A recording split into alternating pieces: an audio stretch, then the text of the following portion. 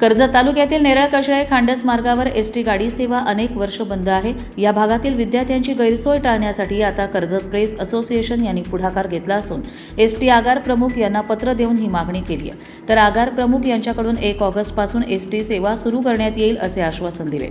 त्यामुळे विद्यार्थी आणि पालक तसेच शिक्षक हे आनंदी झाले असून अगदी विद्यार्थ्यांना मोफत तर महिला प्रवासी यांना 50% सूट अशी सेवा मिळणार असल्याने एसटी गाडीची मागणीचे स्वागत होत आहे।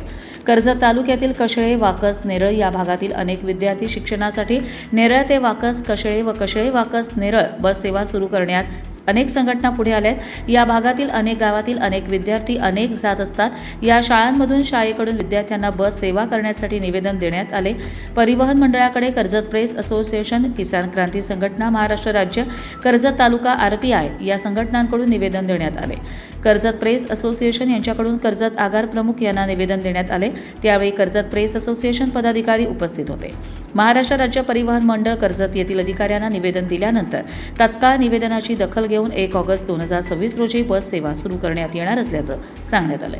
या बस सेवेमध्ये विद्यार्थी मुलींना मोफत प्रवास दिला जाणार असून विद्यार्थी मुलांना 50% पासवर्ड दिले जाणार आहेत। कर्जत प्रेस असोसिएशनकडून नेरळ कशळे एसटीसाठी उपोषणाचा मार्ग हाती घेतला जाईल असा इशारा संघटनेचे सचिव कैलास मामले यांनी दिला। मी भरत पांडुरंग राणे, रायगड जिल्हा अध्यक्ष, किसान क्रांती संघटना, महाराष्ट्र राज्य।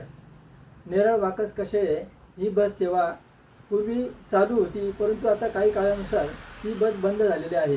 तरी नेरळ वाकस कशळे व कशळे वाकस नेरळ ही बस सेवा चालू व्हावी। तसेच शासनाने आता एसटी सेवा महिलांना 50% आरक्षण व शाळेतील मुलींना फ्री मोफत सेवा केलेली आहे।